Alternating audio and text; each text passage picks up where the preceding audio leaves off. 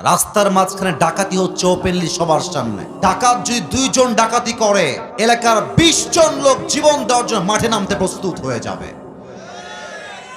এখানে ডাকাতি হচ্ছে, আপনি তাকায় থেকে দেখছেন, আর একজন দূর থেকে তাকায় থেকে দেখছে। এতে করে ডাকাতরা সাহস পেয়ে যায়। প্রত্যেকটা মুসলমানের মাঝে, বাংলার প্রত্যেকটা জনগণের মাঝে এই ভালোবাসা, এই আন্তরিকতা থাকতে হবে। যদি আমরা সকলে মিলে হাতে হাত রাখি, ডাকাতকে প্রতিবাদ করি, আমার বিশ্বাস বাংলার মাটিতে 95% ডাকাতি কমে যাবে। ঠিক কিনা বলেন? বাংলাদেশ কিন্তু এখন চুরি, ডাকাতি, ছিনতাই আর ধর্ষণ দিয়ে ভরে গিয়েছে। যারা ধর্ষণ করছে, ধর্ষকদের বিচার হবে ইসলামিক শরিয়া অনুযায়ী। ইসলামিক শরীয়তে যে নিয়ম আছে, এই নিয়ম দিয়ে বিচার করতে হবে। যেই ধর্ষণ করবে তাকে মাটির নিচে গেড়ে দিয়ে পাথর মেরে তাকে হত্যা করতে হবে। যুবক ভাইরা, ঠিক কিনা বলো? আমি বিশ্বাস করি বাংলার মাটিতে যদি ইসলামের রাজ কায়েম হয়ে যায়, আগামীর দেশটা হবে শান্তির দেশ। আগামীর বাংলাদেশ হবে সোনার বাংলাদেশ। ঠিক কিনা বলে? আল্লাহর কোরআন দিয়ে শাসন কায়েম না হলে এই জমিনে ইনসাফ কায়েম হবে না। আচ্ছা, বোঝাবার জন্য একটা উদাহরণ পেশ করছি। এই যে ক্যামেরা ধরে আছেন ভাই, আপনি দাঁড়ান তো। আপনাকে ধমক দিব না, আপনি দাঁড়ান, ধমক দিব না। ট্রাস্ট মি, বিলিভ মি, আমি আপনাকে অনেক ভালোবাসি আল্লাহর জন্য। ক্যামেরা অলরেডি আপনার ওপেনও আছে। আপনার নাম কি? সাব্বির রহমান, শামসুর রহমান। বাসা কি আশেপাশে? আচ্ছা, আপনি দাঁড়ায় থাকেন, আমি আপনাকে দিয়ে একটা এক্সাম্পল দিব, উদাহরণ দিব। আমার শামসুর রহমান ভাইকে দেখা যায় নাকি যায় না? এই সাতক্ষীরার ভাই, কথা কতি হবে, কথা না কলি ওয়াজ হবে না নে ভাই।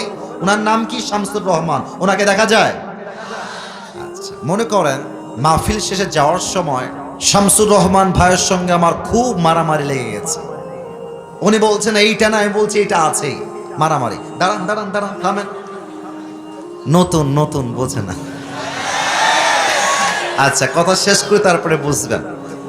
এখন শামসুর রহমান ভাইয়ের সঙ্গে ঝগড়া লেগে, এমন একটা ঝগড়া লেগে গেছে, আমি একটা রামদা নিয়ে এসে দিয়েছি পায়ে একখান কোপ, ওনার পা গেছে কেটে, ডান পা কেটে একদম পড়ে গেছে। এবার আপনি বসেন। আচ্ছা, এবার সাতক্ষীরার যুবকরা আমার নামে থানায় মামলা করেছে যে আসিফ হুজুর আমাদের ইসাল সওয়াব মাহফিলে এসে শামসুর রহমান নামের একজন যুবককে এক কোপ দিয়ে তার ডান পা কেটে ফেলেছে। কথা কি বোঝা যাচ্ছে ভাই? কথা কি বোঝা যায় ভাই? আচ্ছা, এবার পুলিশ আমাকে গ্রেফতার করে নিয়ে গিয়েছে থানায়। 3 দিন পরে আমার কোর্টে বিচার হবে। আমাকে কোর্টে তোলা হয়েছে। আমি একজন আসামি হিসেবে কাঠগড়ায় এমনি দাঁড়িয়ে আছি। জজ সাহেব বলছেন অর্ডার অর্ডার অর্ডার। আসিফ হুজুর কি অন্যায় করেছে সাতক্ষীরার ভাইয়েরা, আপনারা আমাকে বলুন। এক যুবক দাঁড়িয়ে বলছে, জজ সাহেব, আসিফ হুজুর আমাদের মাহফিলে এসে ওয়াজ শেষ করে একজন যুবক, তার নাম হচ্ছে শামসুর রহমান, একখান কোপ দিয়ে তার ঠ্যাং কেটে ফেলছে। এখন জজ সাহেব বলছেন, না, আপনাকে দেখতে অনেক সুন্দর লাগতেছে, বাট লোক আপনি বেশি একটা সুবিধার না। এখন আমার নামে বিচার কি হবে? বাংলাদেশের তথাকথিত আইন অনুযায়ী, ল অনুযায়ী বিচার হলো যে আসিফ হুজুরের 1 বছরের জেল হবে আর 3 লাখ টাকা জরিমানা হবে। এবার সাতক্ষীরার মানুষদের থেকে আমি উত্তর চাই, 1 লাখ টাকা জরিমানা আর কয় বছরের জেল? 3 বছরের জেল। বলেন সবাই, কয় বছরের জেল? 3 বছরের জেল। আচ্ছা, এবার আপনারা দেখেন কোন একটা বিচার, এটা কি সুষ্ঠু কিনা, এটা সমান কিনা, এটার মাপকাঠি ঠিক আছে কিনা, এটা বোঝার জন্য আমরা একটা দাড়িপাল্লা নিব। দাড়িপাল্লায় পেঁয়াজ মাপি, আলু মাপি, রসুন মাপি, যে ওজন বা কেজি ঠিক আছে কিনা। দাড়িপাল্লা নিয়ে আসেন। এই সাতক্ষীরার ভাইয়েরা, কথা কিন্তু কান দিয়ে নয়, দিল দিয়ে শুনতে হবে। দাড়িপাল্লা নিয়ে এসেছেন।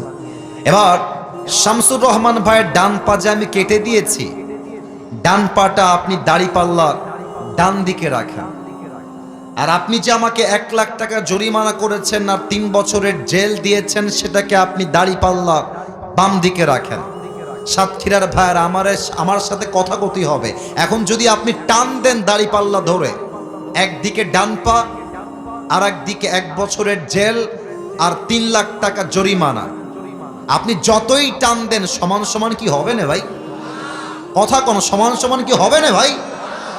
হবে না। আচ্ছা আপনি আর একটু বাড়ায় দেন, 5 বছরের জেল দেন আর 3 লাখ টাকা জরিমানা দেন।